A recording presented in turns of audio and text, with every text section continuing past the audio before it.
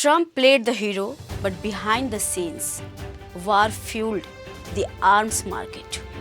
They promised peace, delivered war, and sold weapons in between. Namaskar, welcome to Hybiz TV. I am Shashira. In the villages, there is a saying: a person who is struggling to get food, clothing, and shelter works hard day and night.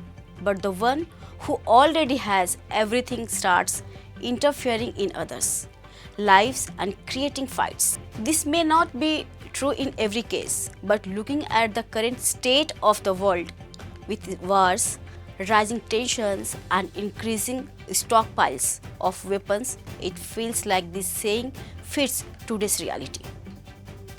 Peace is disappearing, and power now comes from weapons. Earlier, terrorists and criminals used guns to threaten people, but today it's governments doing the same. The world has seen long wars like Russia, Ukraine, and Israel, Hamas. A 12-day war between Israel and Iran also shocked the world. We have witnessed loud missile strikes, falling buildings, and constant fear. Even India and Pakistan showed signs of rising tensions after Operation Sindhu. Now NATO countries are increasing their defense budgets.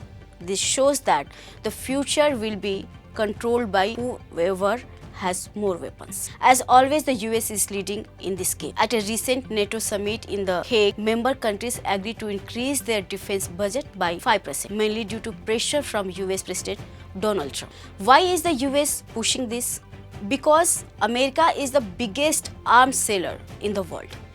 In 2024 alone, the US sold weapons worth $318.7 billion, 29% of the global market. Russia is the second largest arms exporter, but it's falling behind. According to the Stockholm International Peace Research Institute, US arms exports increased by 21% from 2015-19 to 2020-24. The US now supplies 43% of all global arms sales, with 107 countries buying weapons from it. But the first time in 20 years, the US sold more weapons to Europe, 35%, than the Middle East, 33%. Saudi Arabia alone bought 12% of US arms. Meanwhile, Russia's exports have dropped by 64% due to the war in Ukraine and international sanctions.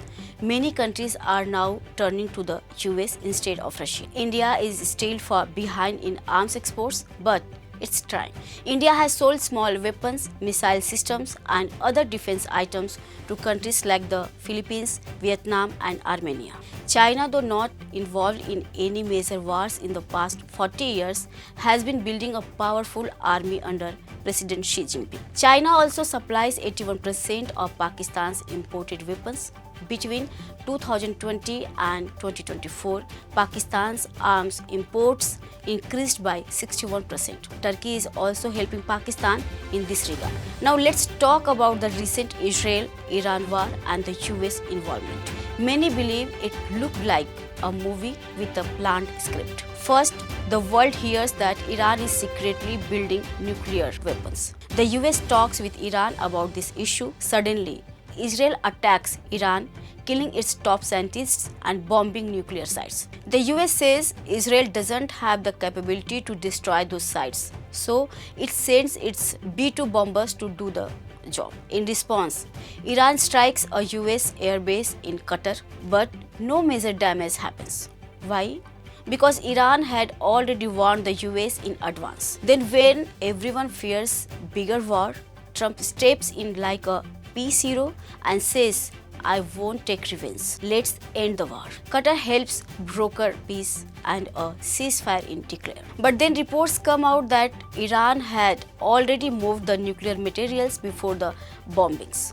So maybe nothing was destroyed at all. So now the big question is, were these three countries just playing a game of power and weapons? Were they just showing off their strength to the world? It seems all three leaders wanted to prove to their people that they are strong and should be re-elected. Trump in particular may be dreaming a Nobel Peace Prize by acting like the big brother who stopped a war. In the end, it looks like this war was more about politics and showmanship than actual conflict. Thanks for watching. Keep watching Hybiz TV. Namaskar.